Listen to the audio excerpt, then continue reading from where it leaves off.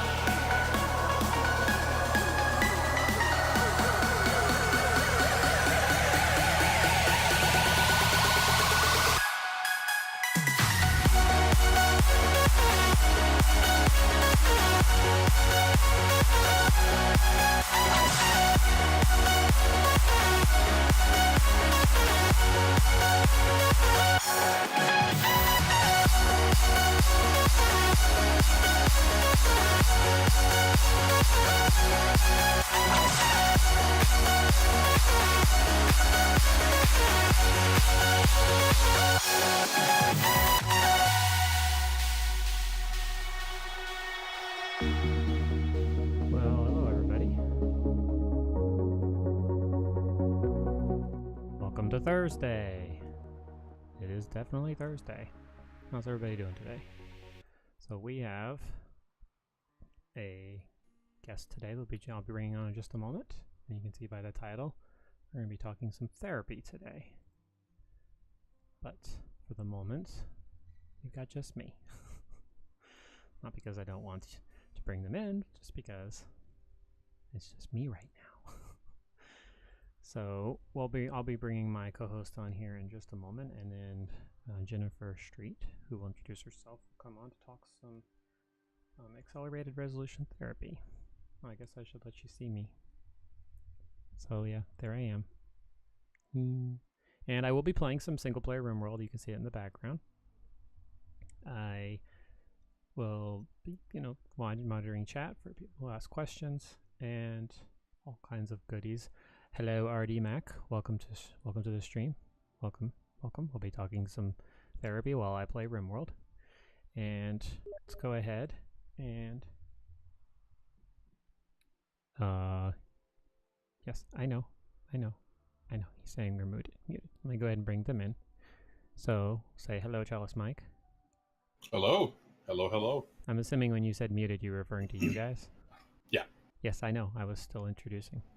Oh, okay. So, yes. I saw your lips moving and I heard nothing. Yes. So, but yeah, say hello.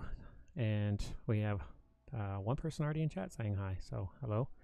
And we are also joined by Jennifer Street, who can say hello whenever she feels like she wants to. Hey guys, thanks for having me on today. Absolutely. You gonna introduce Ms. Street? Well, I was gonna let her introduce herself because we already had the confusion of what do we call her. So I know. Well, I wasn't confused. You weren't confused, but yes, I was confused. But it's fine. It's okay. Jennifer Street is a therapist who, full disclosure here. Yes, RD Mac, it's from Staz. Yes, you know me from Staz's channel. But yes, Jennifer Street is a therapist who, full disclosure, I have been going to for this specific therapy that we're going to be talking about today. We will not be talking about my experiences. I may make some general comments about what it's like to do it, but we will not be talking about my specific therapy. Which is an interesting takeaway from normal. Yes, because normally it's all about me and Chalice Mike. Hey, J. Kim. Oh, and J. Kim's here. Cool. J. Kim's the one who really wanted to hear this. So, Jennifer Street, if you would like to introduce yourself, tell everybody a little bit about yourself and your background. Sure.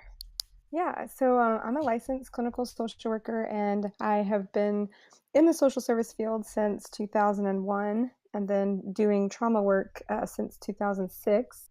And in 2010, got trained in accelerated resolution therapy, which led me into the veteran world. I started working on a research study with the Department of Defense. We were testing accelerated resolution therapy for the symptoms of PTSD. And so that's what led me down this road. And through that process, I just fell in love with working with the military community. And since then, have been working full time as a team leader for the Lone Survivor Foundation, doing therapeutic retreats where we offer accelerated resolution. So in non-clinical stuff, I'm a mom. I've got 2 kids and 2 dogs. I live near Houston, Texas, and currently don't operate. I used to have a private practice in Tampa and then also in Jupiter, Florida when we lived there. Since we moved to Houston, I've really just mostly been focusing on the therapeutic retreats, which are awesome. So if we have time and you want to talk about that a little bit too, we can. Yeah, and randomness. In my free time, you might see me watching Fixer Upper or Good Mythical Morning on YouTube. But I have 2 kids, so yeah. Or, so what's free time when you have 2 little kids, right? Wow. There is no such thing. Yep, so that's me in a nutshell. Lots of stories about that is definitely that's a story for a different day, RD-Mac. But thank you. So, Cellist Mike, would you like to start this? Would you like to start the questions? Yeah. So, accelerated resolution therapy is not a therapy type. Oh, quick introduction to myself. Just because after talking, Brian and I decided that I would be kind of leading the questions, just because the existing client-provider relationship, we thought that it would be a good idea if we're going to be talking about the therapy overall, for me to be kind of leading the questions discussion. We have a similar background, he and I, with just a little bit of extra combat experience on my part. Between the two of us, you have all of it.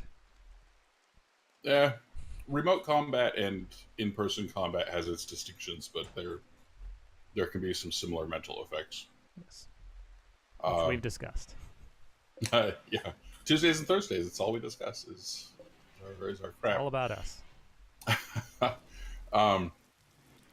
So I've had PTSD for, I don't know, years. We're approaching a decade for you. Yeah, I've had various therapies, but what I've never heard of until Brian started talking about his work with you is accelerated resolution therapy. So I had to do a little bit of reading, and I have to say, 1 to 5 sessions, that's astounding. Like, the literature I was reading up on suggested that accelerated resolution therapy was very fast in progress in its efficacy. Is that pretty standard, or is that kind of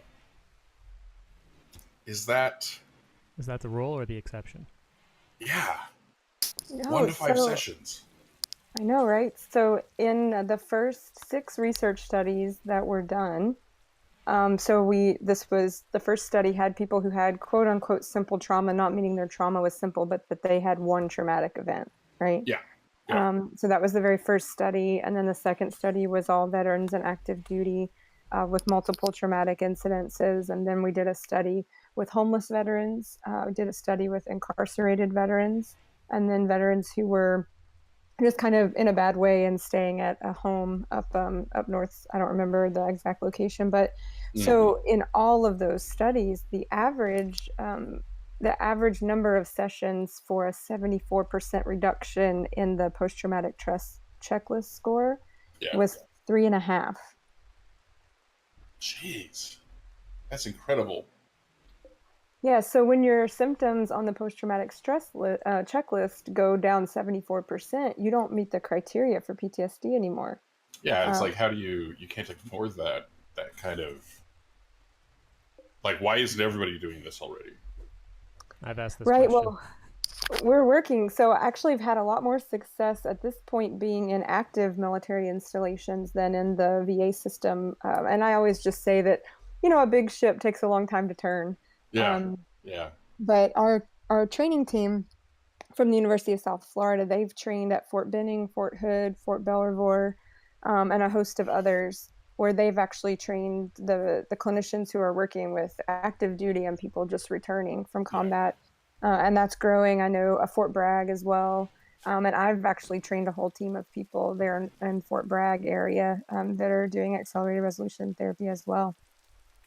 That's fantastic.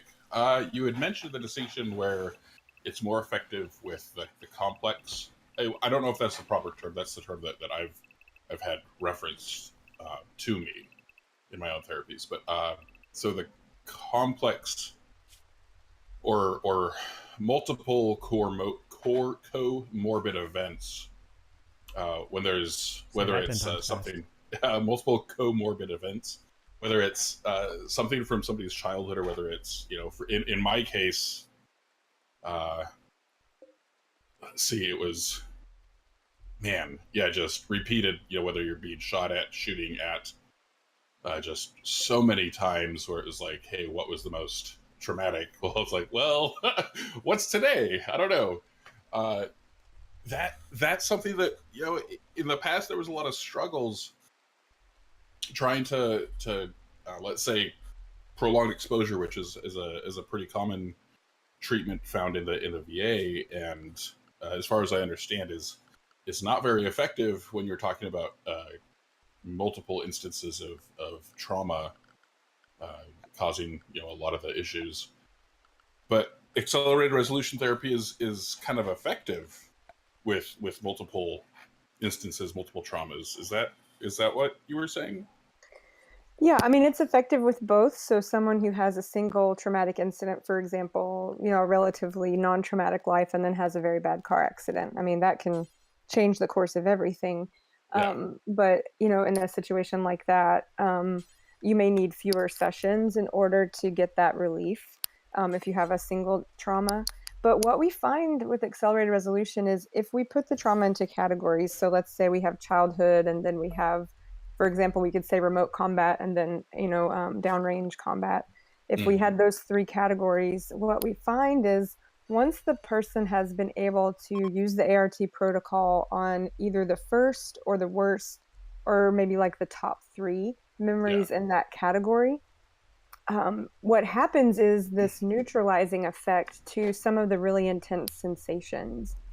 And that's one of the things that's unique about ART is the focus on body sensations. So in prolonged exposure, which you mentioned, prolonged exposure is an effective trauma therapy. However, it has a very high dropout rate.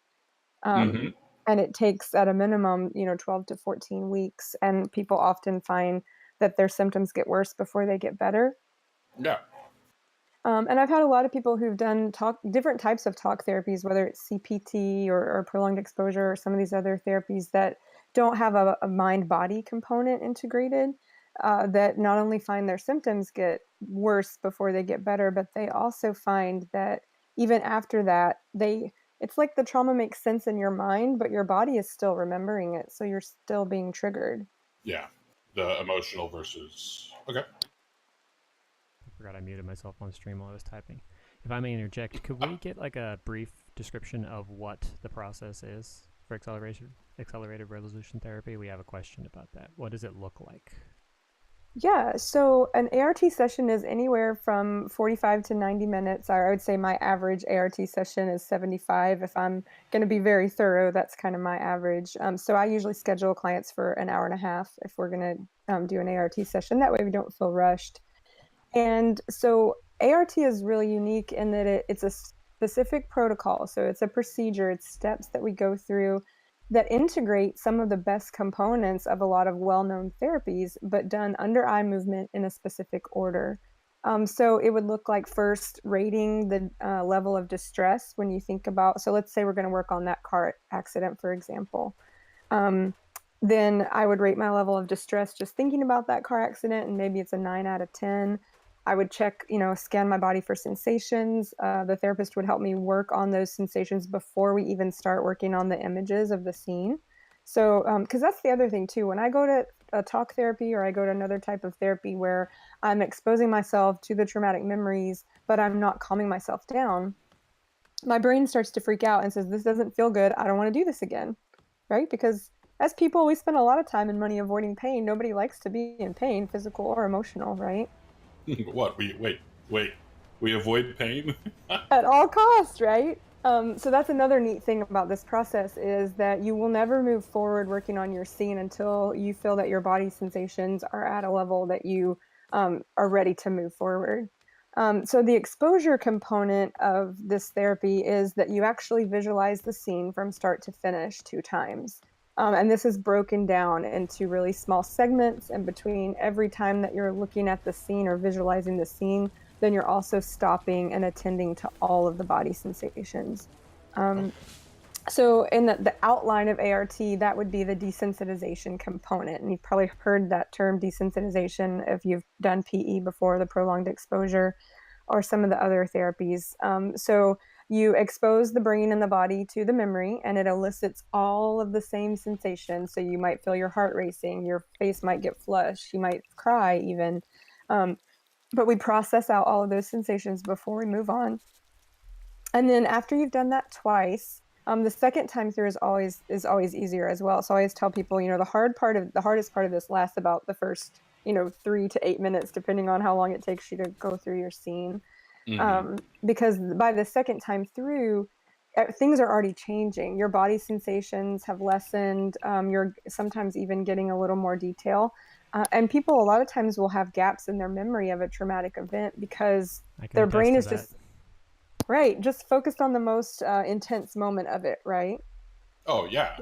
Yeah. Well, once that intensity comes down, your body and your brain is able to say, you know what?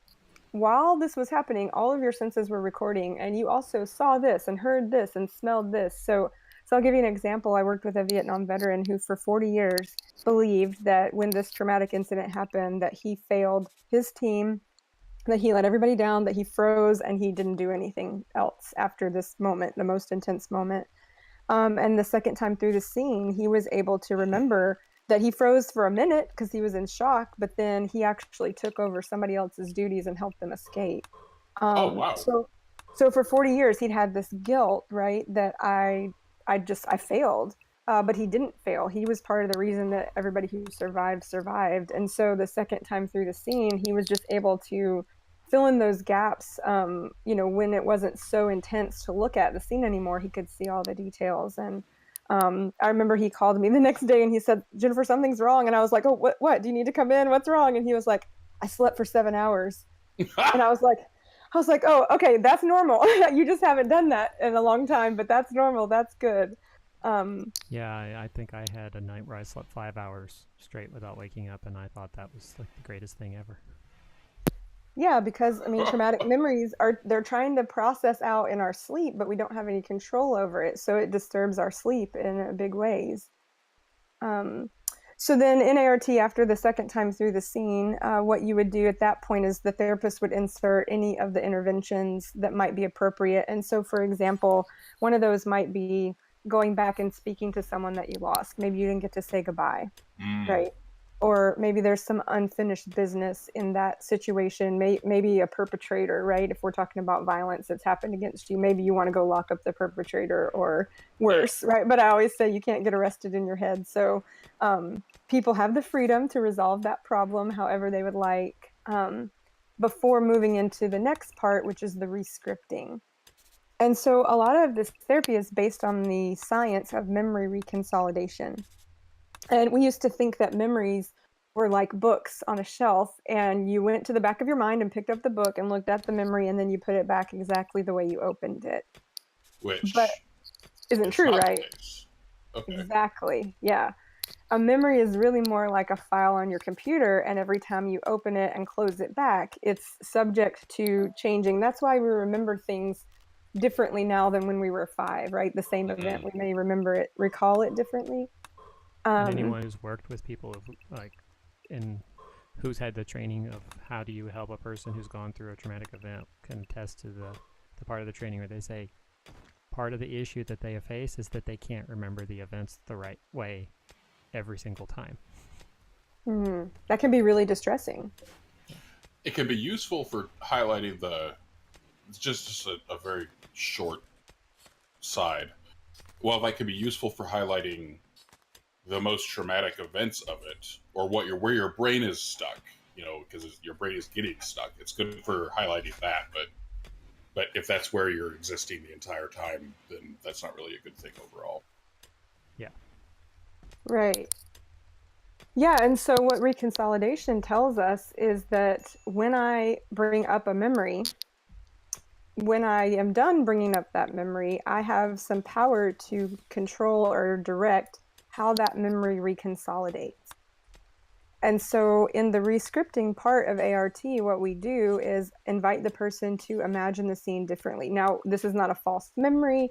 It's not a real memory, and we know that it's not true, right? But we create a new wallpaper that we want to lay over this old image, and it may have similarities. For example, it might be like in the same place around the same time, but maybe the accident just doesn't happen, or an accident happens but everybody survives. So we make some type of change to the images, and then we strengthen that and we connect the original image to this new wallpaper that we made. And then once we've done that, that is how our brain reconsolidates the memory. So 4 to 6 hours after we finish ART, we believe that's about the window of reconsolidation for any memory. So you bring something up, your brain is going to reconsolidate it into long-term storage within 4 to 6 hours usually. Okay. So when the memory goes back into long-term storage, it has that new picture with it. And if we've done a good job in ART by getting rid of the sensations and connecting the original memory to this wallpaper that we've created, what will happen in the future is, we like to say, keep the knowledge, lose the pain.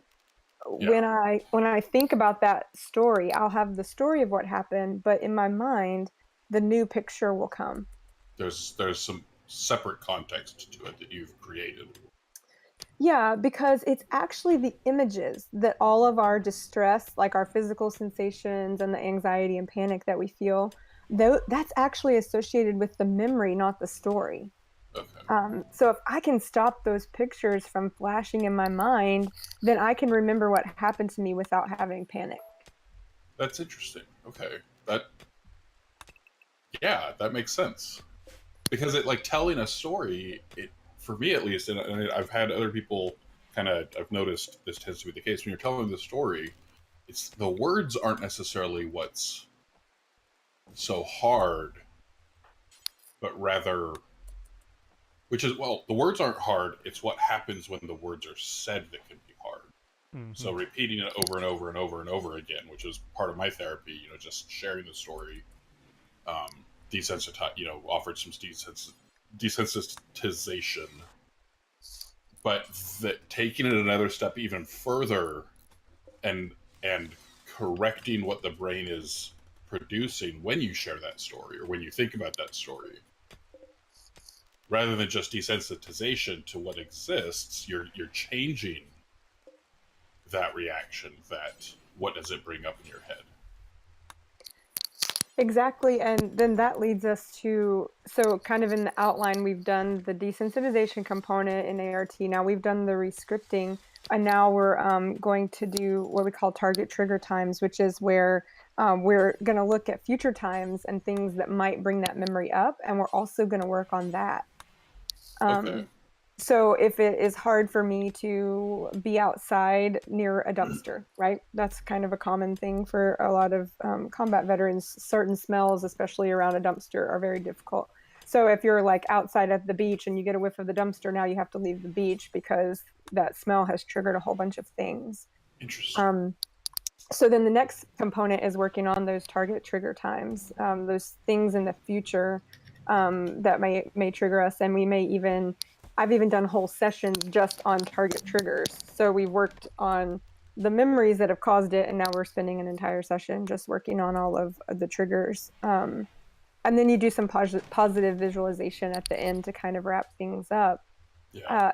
And what I see is people, especially people who have done a lot of prolonged exposure or CPT or cognitive behavioral therapy, any of those type of traditional talk therapies, that when they do ART, their images change very quickly and their relief comes very quickly because they've already done all the work of changing it in their brain. Mm-hmm. They've already been desensitizing themselves to the story. They just haven't worked it out of their body yet. Yeah. So I don't know, does that that was a long-winded answer to the steps of ART, but No, it's I think it's the base level.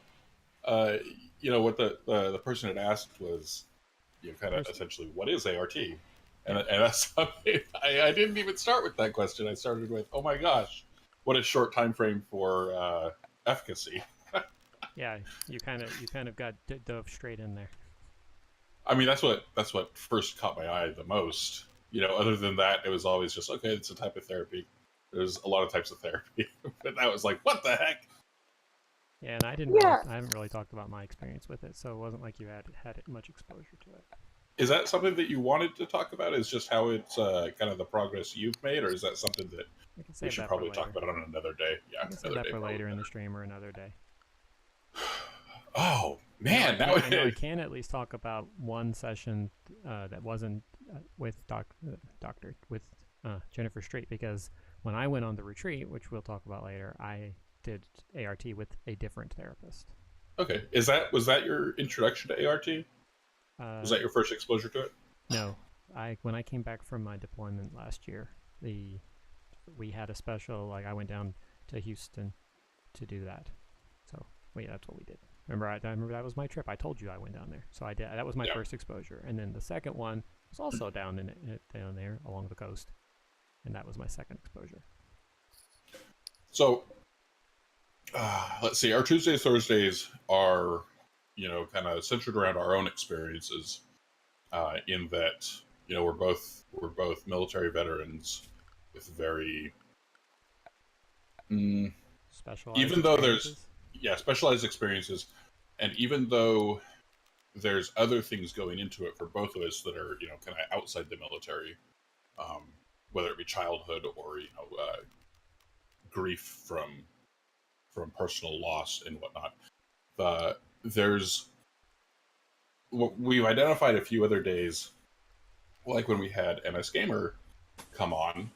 There's a lot of the game mechanic. Why do I always?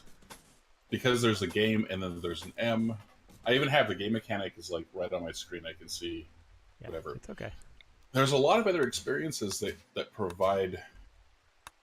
Man, PTSD is like we look at it and focus on it as a society, at least here in the United States, where we have so much nationalistic fervor, at least nowadays, support for the military and veterans.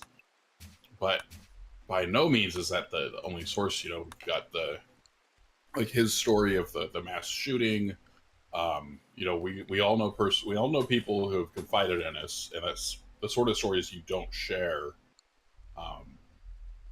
But sexual trauma is a huge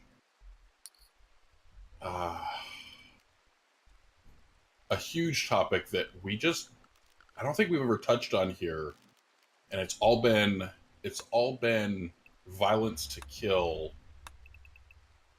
But I don't even remember what I was going with this. It's okay. Those of us who've watched the channel are used to that. Yeah. Sorry, I get very distracted. I guess what I was trying to look for is Street.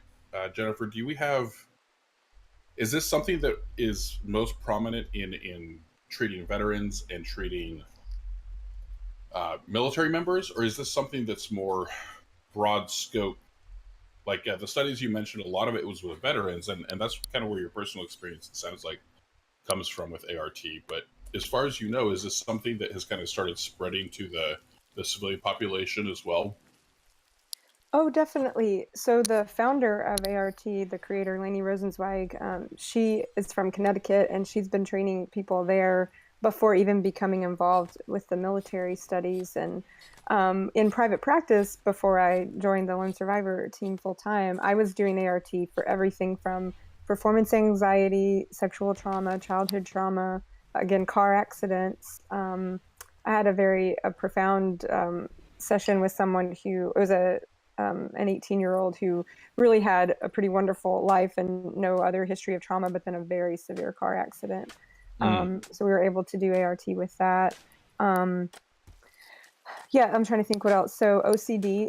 So when you get into the advanced and enhanced ART trainings, which I have done all of those, there's specific protocol for using ART for addiction, for using it for OCD, and for different other issues. And there's a clinician in Tampa who, this story always just amazes me. So she specializes in OCD, and she saw a client who was having a symptom of every time there was a bump on the road, she would have to turn around thinking that she had hit a person. And so she Oh was late man. for work, her kids were late for school, all these, things were starting to be very negatively affected by this behavior.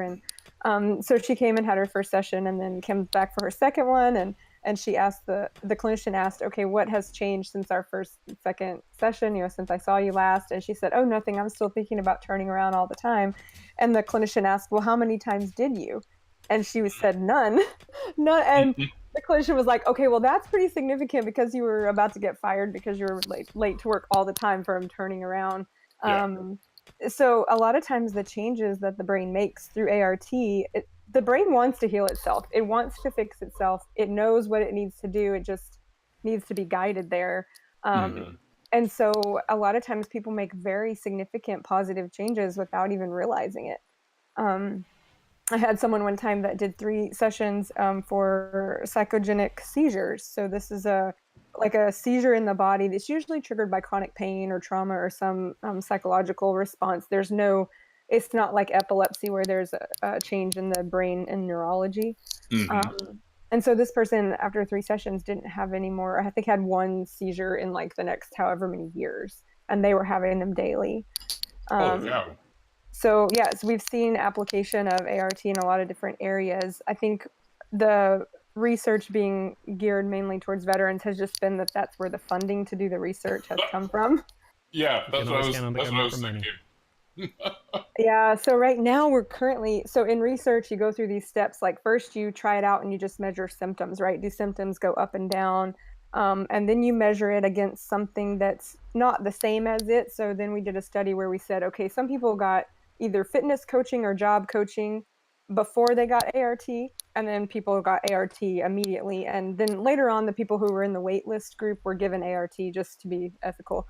But we wanted to compare, like, is there just some effect of sitting with another person that's causing this relief, or is it really the ART? So that was the second type of study. And of course, ART showed really good results. And so then you go to different levels of studies. So right now we're in a head-to-head study. It's ART against CPT, cognitive processing therapy, which is one of the primary treatments that the VA is using right now. And this is happening, oh gosh, if I hadn't wanted to talk about it, I believe in Chicago. I can verify that. But the creator of CPT is actually the principal researcher on this study. And so they've trained people in both techniques, and then they're comparing them. They're doing a head-to-head research study. And so it's a 3-year study that's a little over halfway over. So when the results from that come out, I anticipate that it's going to be very favorable in the results of ART. But I think that will be the thing that helps get this therapy more mainstream. Yeah. Right, so yeah. I have a follow-up to the question that was asked by the chat. It said that the response that you gave about, the breakdown of what ART was good, and then asked, what about a client who didn't have anything in their trauma to look positively at? I'm thinking this would fall in that wallpaper stage. Yeah, so the 3 criteria... For the uninformed, could you explain what the wallpaper stage is? Yeah, so if it helps to think of an outline, so we had the first part where we do desensitization, so we're looking at the scene, and then we do a re-scripting phase where we're changing the scene. Then we reinforce that, and then we move into, for prolonged exposure language, in vivo or in vitro exposure. That's where we're practicing those triggers in the future. And then we do a closing. So those are that's the outline of ART. So yeah, the director scene, one of the times I find the director scene the most challenging is with grief and loss, right? Because it doesn't seem right to envision a scene where the person's still alive, because when you leave the therapist's office, they're not alive. And it doesn't feel right to snap your fingers and magically, you don't want to make that person disappear. Like if you're doing a scene of trauma with a perpetrator who was a stranger to you, you may want to make that person disappear in your visualization. But if But it's when some it was your best friend or a spouse or a loved one. Right. So I find that we just have to be really kind of sensitive in those director scenes, and we also want to really trust that the brain knows. I can't put a suggestion in anybody's head. If I could make a suggestion, and if the person's brain doesn't like it, they will reject it. They won't use that suggestion in their visualization.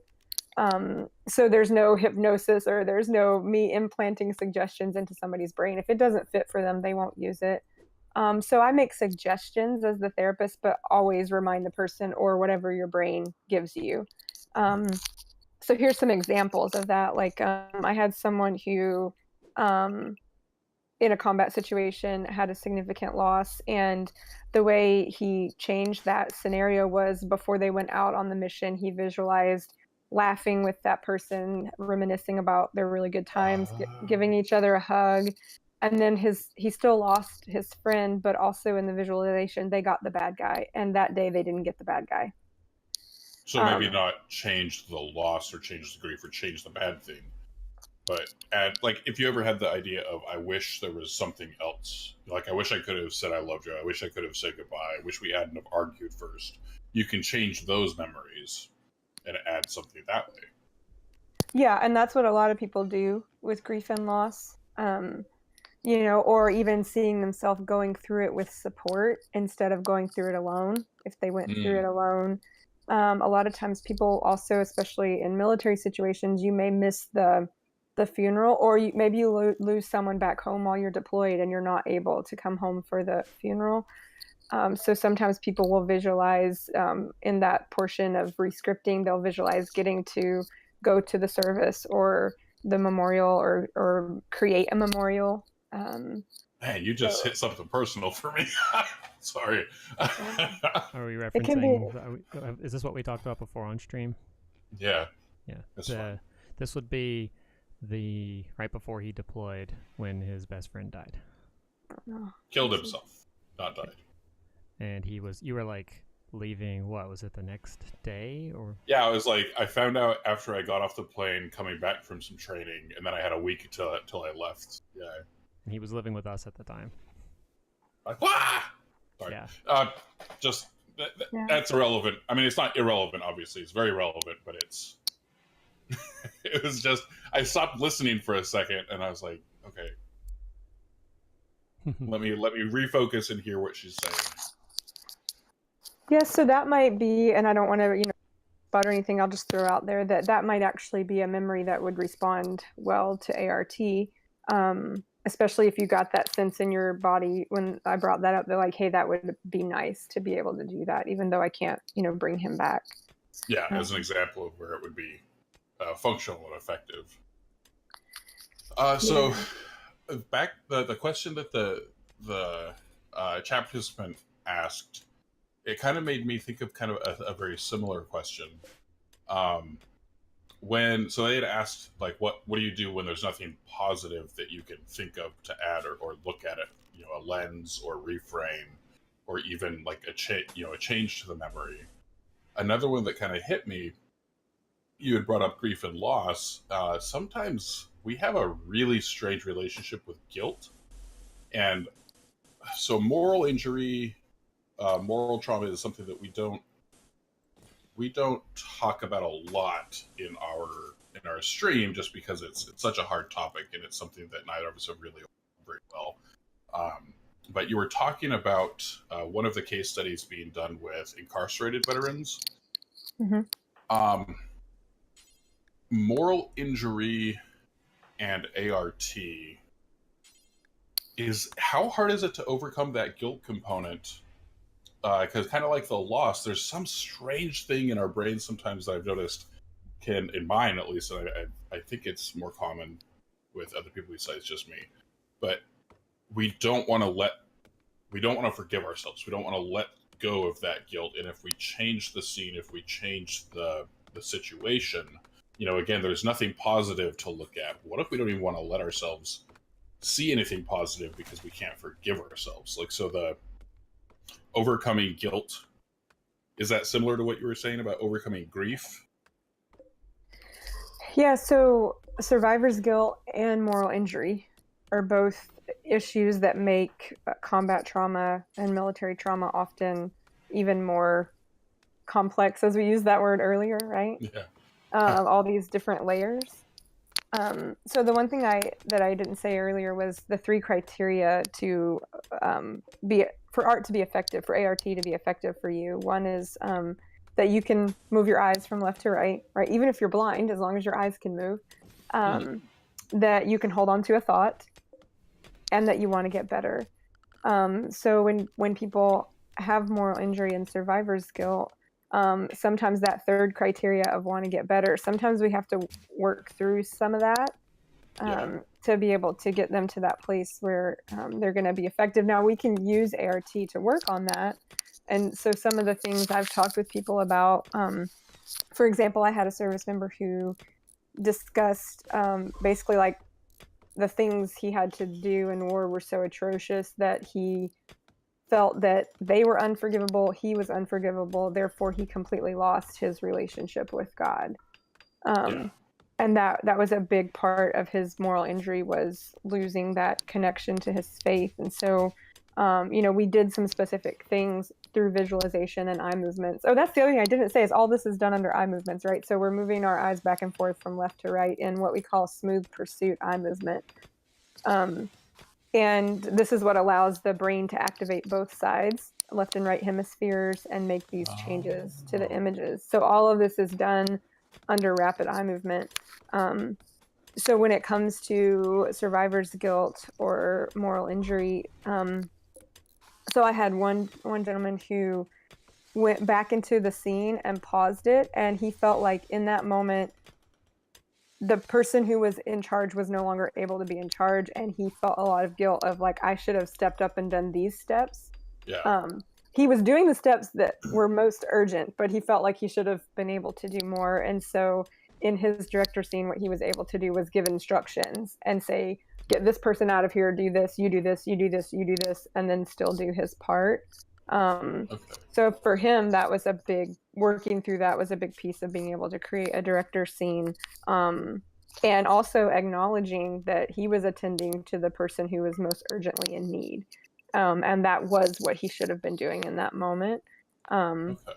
So, I always say that people say, I don't want to do ART because I don't want to remember. I don't want to bring this stuff up. And my response to that is, well, every time you have a nightmare, every time you have a flashback, every time you get triggered, you're bringing it up. So it's not a matter of to remember or not remember. It's a matter of, am I going to remember it in a way that brings resolution and healing, or am I going to continue remembering it in a way that entrenches that trauma response? Because that's a neural pathway in my brain, right?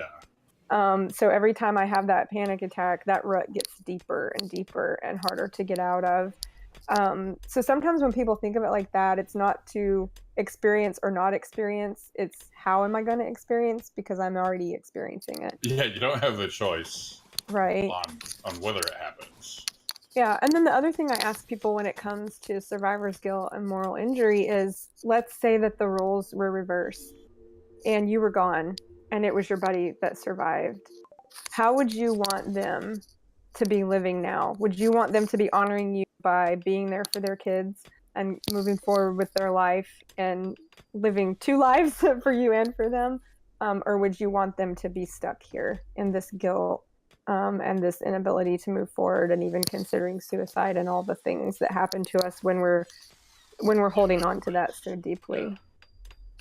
And of course, everybody's answer is, well, I would want to release them to move on. And so then I invite them, well, why don't you, maybe we could visualize that person releasing you to heal and grow in that way. So really, this is really interesting. So a lot of people, there's in general with therapy, there can be some stigma. Well, because like, oh, well, it's my problem, I can deal with it. Or, I don't want to put this on somebody else. Stuff that we can't, it's not we can't do it by ourselves. It's that if your brain is not, somebody's learned how your brain works. Somebody's learned how to interact And if they can walk you through, they can change something like there's nothing positive that can be created. There's nothing positive that can be seen or experienced here. Somebody can coach you through that and help you find something. Yeah, and a good ART therapist can. But I will say I've had the rare occasion where somebody really does struggle with the director scene, and that does not mean that they won't get relief. I can speak to this. Yeah, right. So separate just from our session, I can speak to this from the session I had with the other counselor. Yeah, do you want to say about that? So we were dealing with my childhood trauma, and the issue that I had with redirecting the scene was that the simple solution was that the villain in the movie just didn't come to my room, just left. But the problem was my brain couldn't let go of the fact that in the other part of the house, my sister was still there. And yeah, if so the villain didn't come to me, then the villain would go after my sister. Mm-hmm. So I had to stop. I had to talk about that, and then I had to come up with a different way to tell the scene that would also keep her safe. Yeah. So finding that re-scene, that reframe. I guess it's not a reframe in this case. It's a re-scene. What would you term that? You know, finding that alternate memory, that alternate timeline. Because it's not a reframe. Well, ART is very kind of narrative and creative in its approach. It uses a lot of metaphors, so I kind of like the thought of re-scripting. Okay, re-scripting. That makes sense. Yeah, so but you're right. Your brain it's so cool though, Brian, because your brain would not let you do that because there was that part of you that, even if you weren't conscious of it, knew part of my job here is to protect her. Even if doing this is not going to protect her, it's still in my brain. In that time, I was protecting her, and so you couldn't see how she couldn't suggest a solution that would leave you not protecting her. Yeah. So finding that I can tell you that when it was going on, that thought wasn't really present. Mm-hmm. So I mean, we're going all the way back to when it happened. I don't remember having that thought be active at the time, But I mean, that kind of sounds like it's,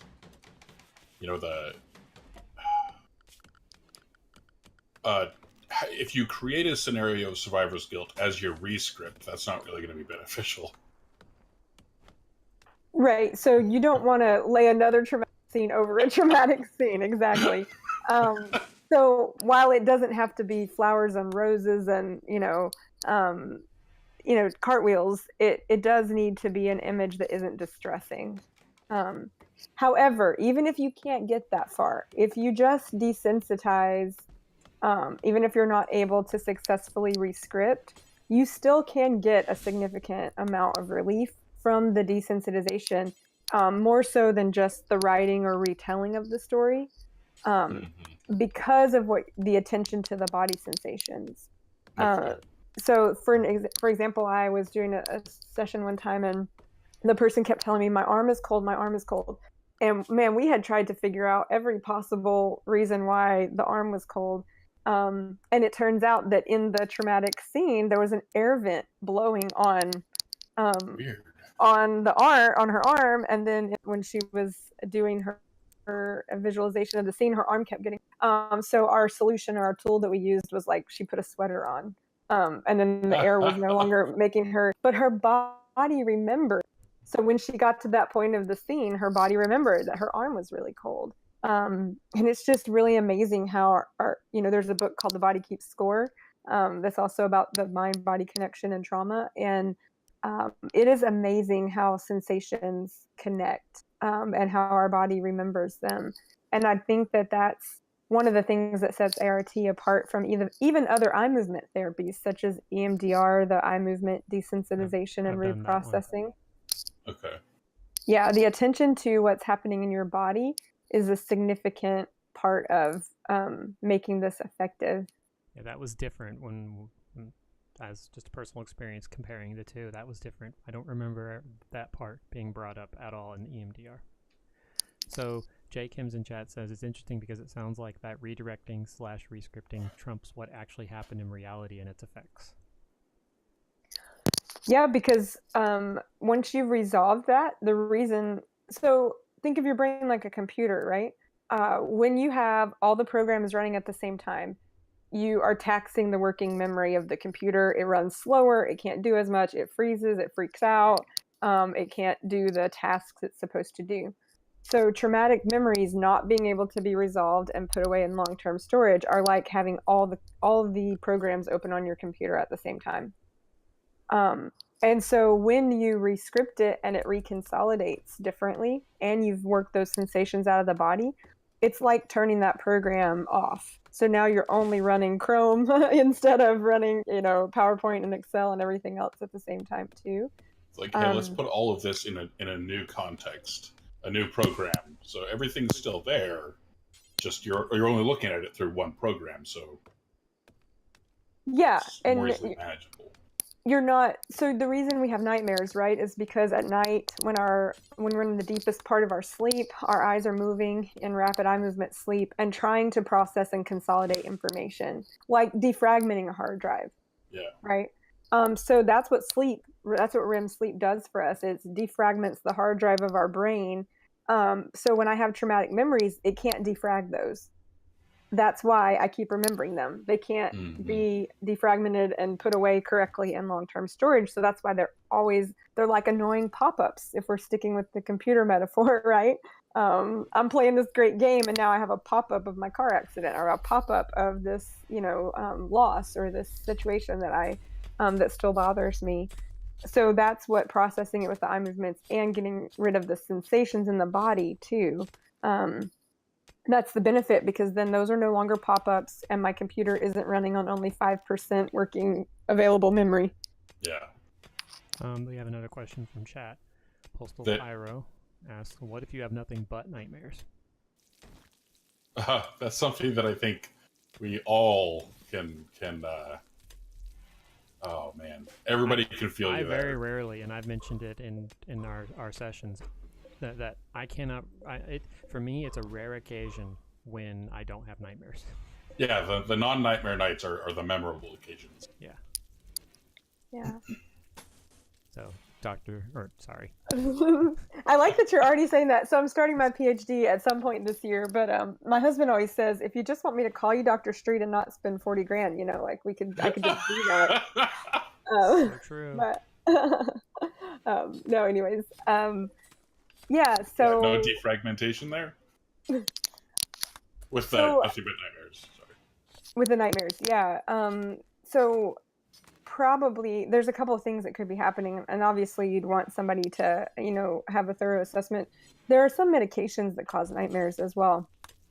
So when people are having regular nightmares, especially if they're not about specific content, or not in any way connected to traumatic memories, but they're just having kind of random bad dreams, always want to make sure, is there a medication side effect causing that? And if not, our brain is really complex. Sometimes it does what we call displacement, meaning I'll dream about something similar.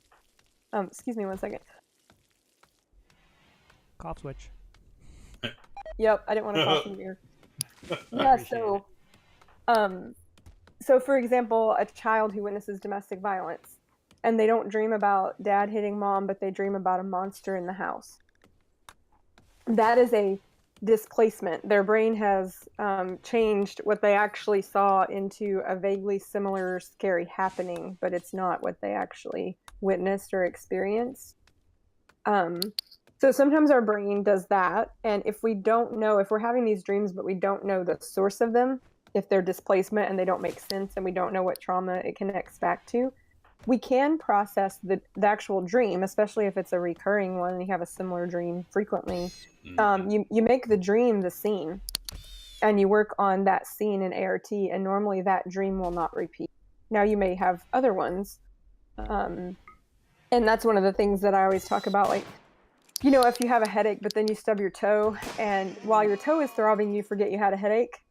But like once your toe stops throbbing, you're like, oh yeah, I still have that headache. And So our index trauma, the one that is like, bothering us the most, it's the throbbing toe. Yeah. And when it stops throbbing, our brain goes, oh, let me open the gate and let this other traumatic memory out that needs to be worked on too. So that's something, to be prepared for if you have years of trauma, or you have, like we said, the complicated trauma or multiple scenes of trauma, that once you resolve the one that's the most distressing, then your brain will be ready. It'll let you know that it's ready to work on the next one. Okay.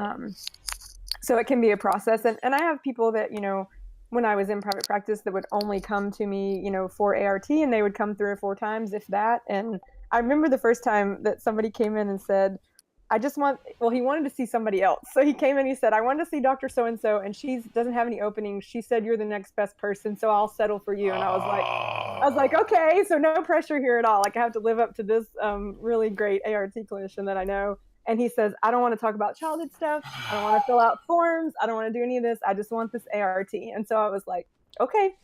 So we did the necessity forms, that we had to do. And then we jumped straight into ART. And the presenting issue was performance anxiety. And there was what we call a scene match. So sometimes if a body sensation will not move or change, that's an indication that we felt it before. And we have to resolve that first time or that worst time that we felt that sensation before our body will let it go. Okay. So that's a quote unquote scene match. So his scene of performance anxiety, so just all of a sudden started having issues doing cold calling as a salesman, and different things started happening kind of out of the blue. Well, it's scene matched back to a childhood scene that was traumatic for him, and we worked on that scene, and then we finished working on our typical day of having performance anxiety. And then I had to beg him to come back for a follow-up session because he said he didn't need it. And I thought to myself, if I'm only going to see clients one time, I may have to rethink my fee structure. But in all those years, I haven't changed my fee structure because, unfortunately, there's plenty of trauma to go around. And I never had a lack of clients to see, even if some of my clients didn't come as many times as they did in the past. And I don't remember why I was telling you that, but I think for the reason of saying, one, if there's a scene match, be prepared that your brain may say, hey, the first time you felt that sensation in your chest was back when you were 8. Yeah. And that's why I won't let go of it, because you also need to deal with what happened back there. And it's amazing if somebody's not moving their eyes, and I ask them, when's the first time you ever felt that in your body? They'll say 12, 15, 20. And if I ask them when they're moving their eyes, they'll go 3, 4, a memory from that early. Interesting. So it's just the connection when the brain is, connecting both hemispheres, and through the power of the eye movements, the brain is making these connections. So those are all things. So Jake Kim said that he needs to go because he has clients he has to go see. And he said he's thankful for the introduction to ART. He has some trauma clients that curious if there's a resource. It looked a little more in depth in this time, and I gave him those 2 links that you shared. Isn't there? I thought I saw something about a conference coming up.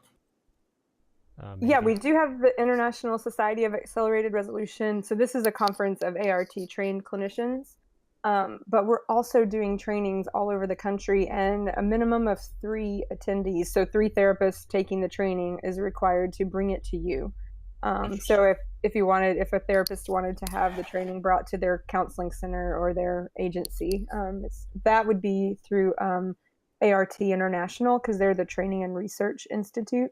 Mm-hmm. So the founder of Outback, Chris Sullivan, he has a foundation, and a dear friend of his credits his life being saved to ART. And so he has put all of his resources behind training clinicians to learn ART and get it out there. Nice. So we appreciate his support, because it allows them to do a training with only 3 people, because it's a nonprofit and they have fundraising dollars that help subsidize that.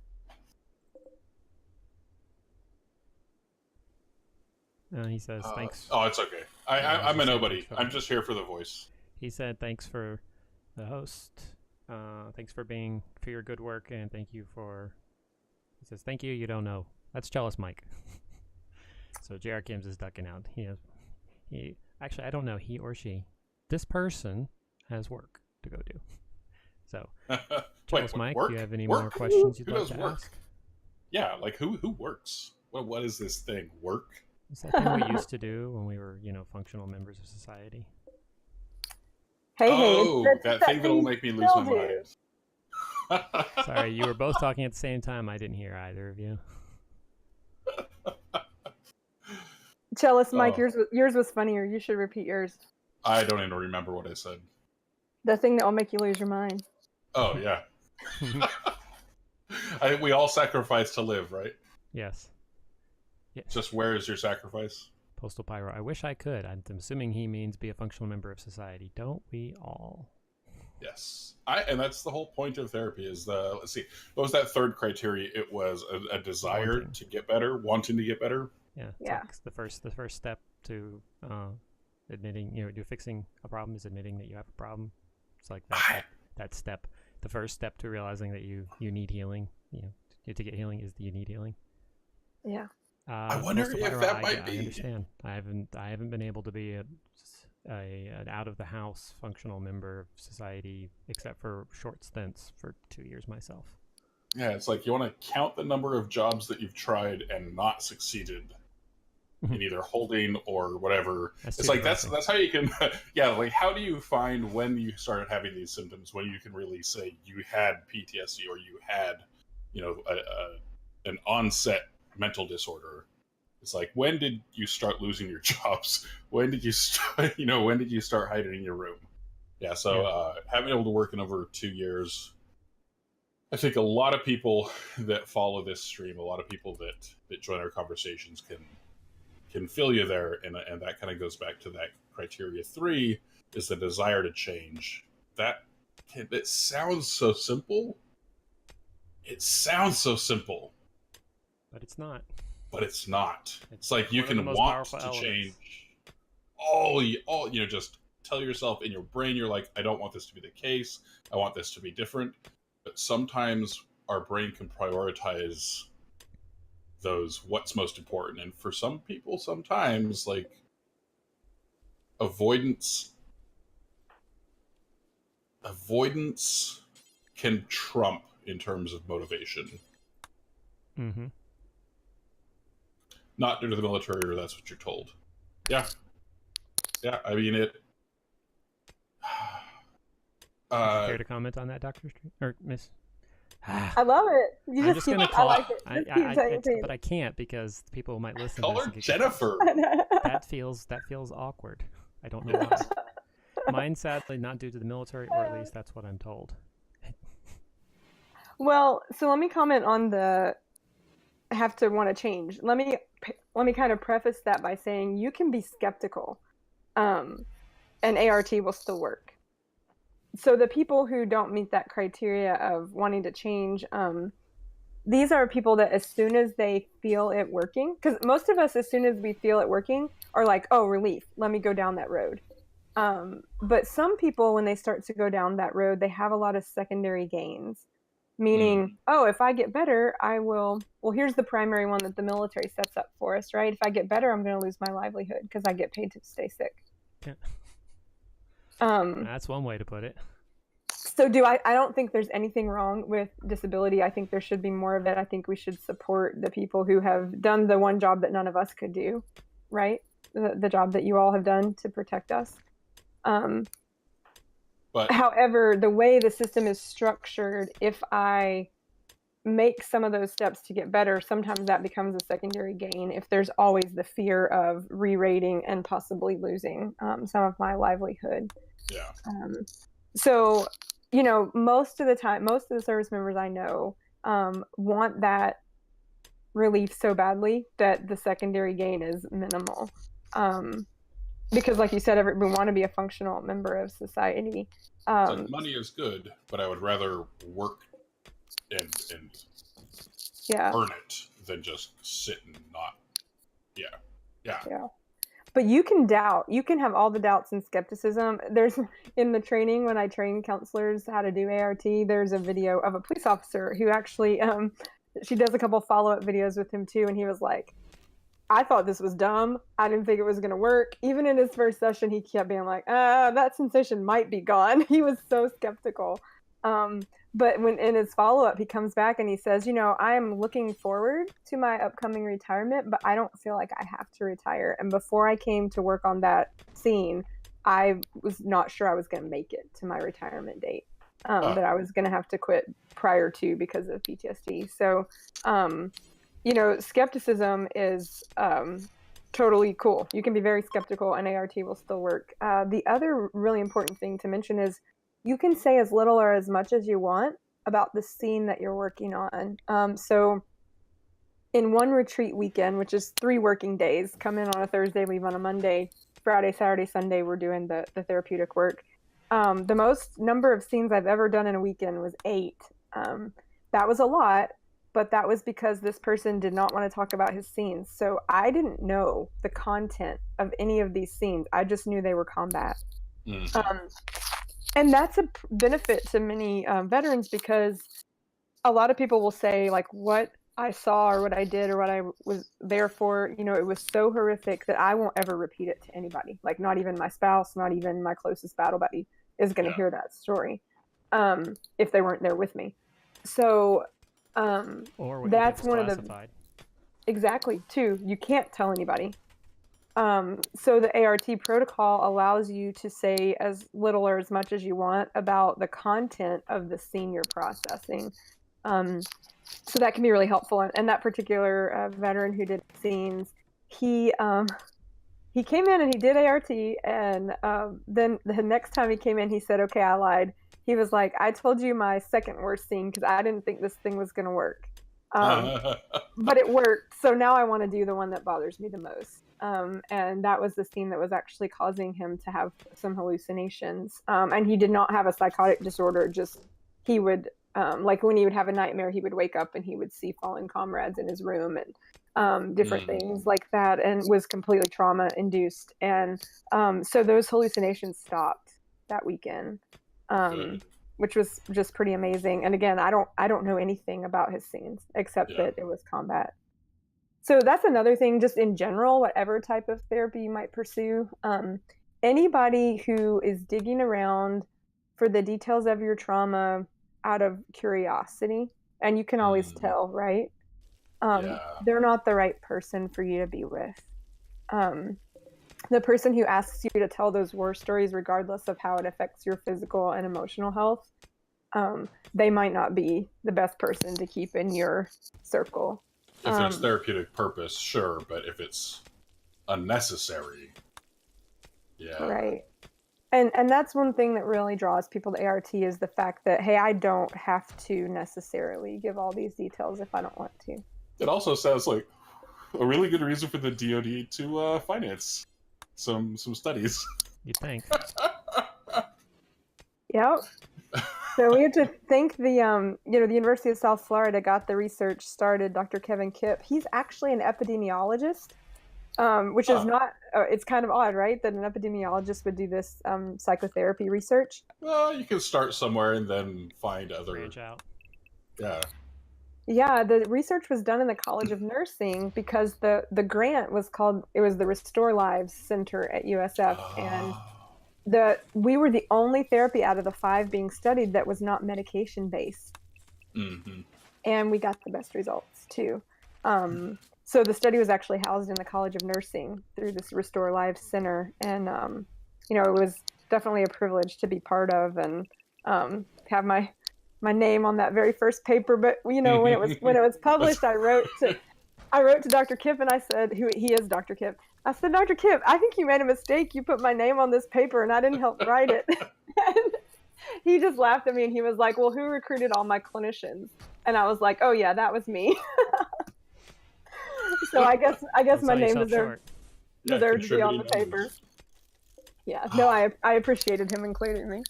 Man, I think I'm sold. I'm gonna, just because of my own personal life experiences over the past couple of years, I'm finding myself I have to go back to therapy again after some pretty severe regressions, and I think I might be trying to find somebody local that has some experience with ART. Well, you guys can talk about that offline, but this would be a great point for us to talk about the retreats. Oh, okay, yeah. What are these retreats? Do you want to start it out, Bryce, or you want me to? You can. Yeah, so the Lone Survivor Foundation, and then there's a few others also, Veterans Alternative and Warrior Mission at Ease. So these are 3 retreat programs that all use ART. So at Lone Survivor, what we do is we bring people in from all over the country. I've even had people from Puerto Rico, so I guess technically all over. So these are active duty and veteran service members and their families. We do individual, couple, family, and caregiver retreats.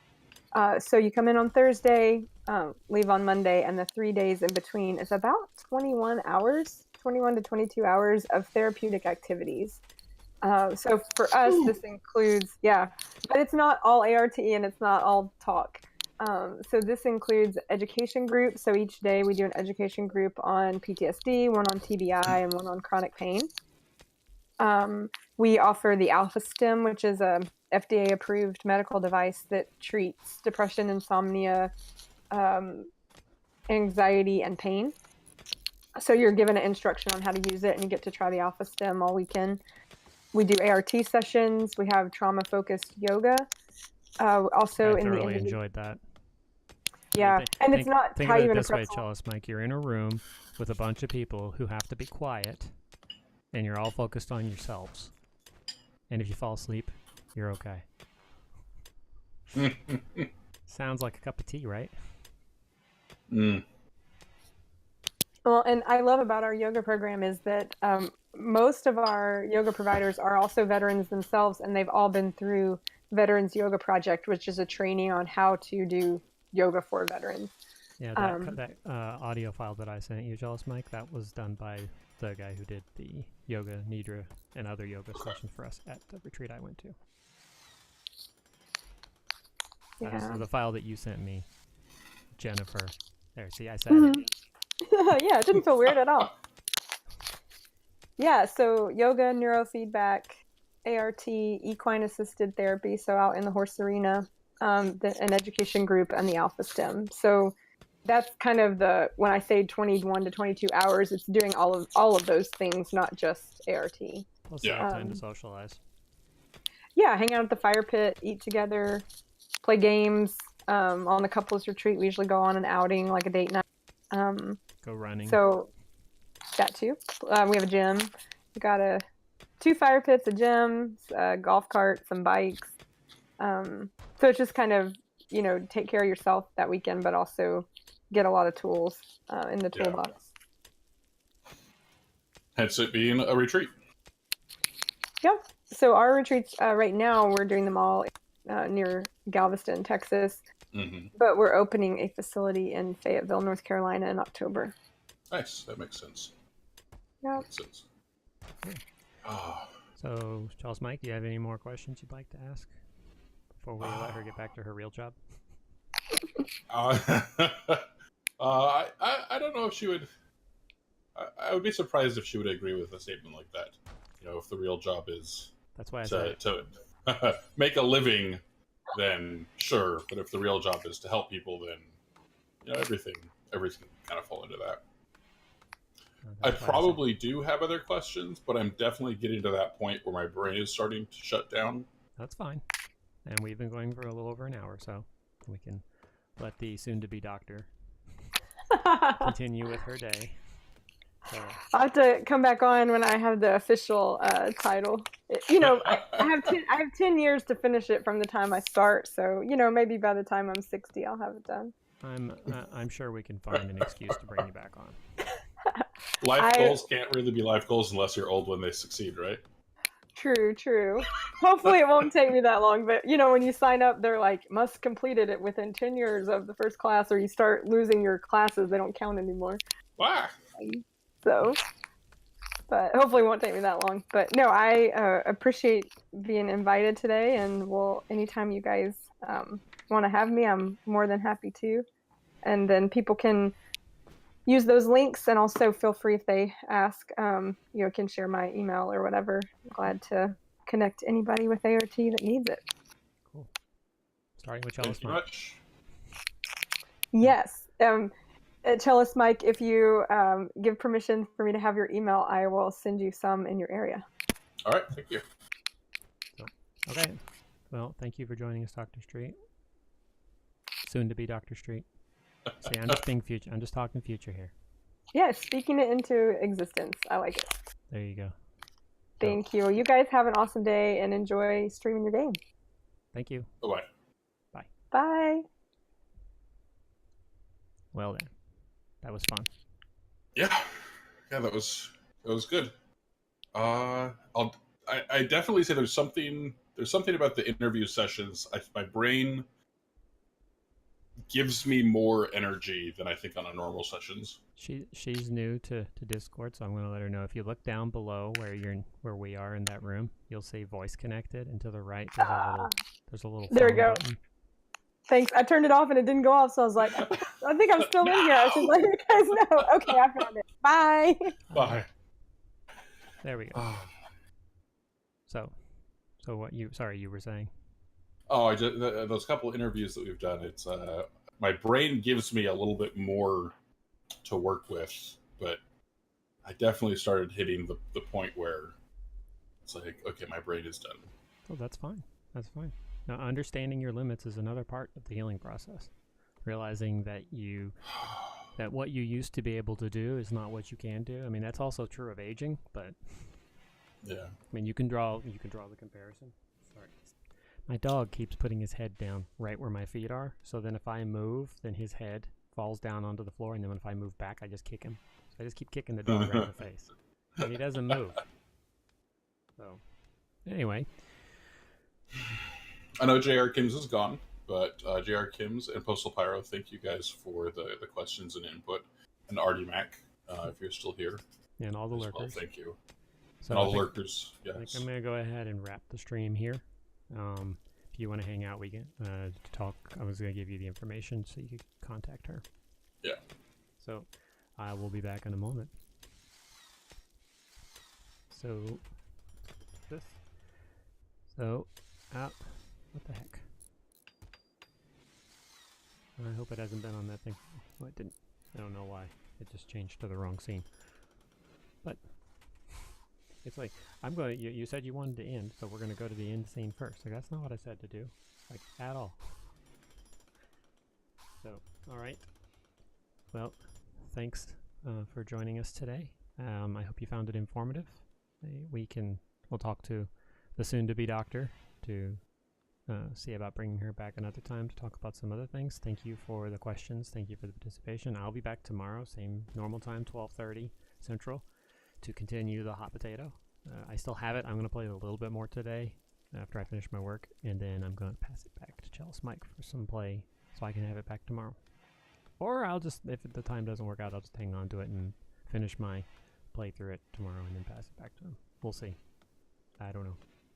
We still haven't lost any of our original colonists, which for me I think is an extra requirement that I would like to have on there, keeping the colonists. So if you want to ask any questions of me offline about what was discussed today, please feel free. You can the bot posted recently about the Discord. You can whisper me in Discord, and I can, if you want to talk with the counselor, the therapist, I can put you in contact with them once you give me permission. So let's see. Oh, I know who I'm going to host. I ain't gonna think. Don't even have to think about it. I've been hosting her a lot this week. That's fine. It's nice. It's nice to have some channels that you can go to. But today, Jess is playing the hot potato, so we're going to hop on over there and check it out and see how she's doing as soon as I wrap this. So I will see you guys tomorrow, and let's go hang out and see how the hot potato is treating our good friend Jess. So I will see you next time. Bye.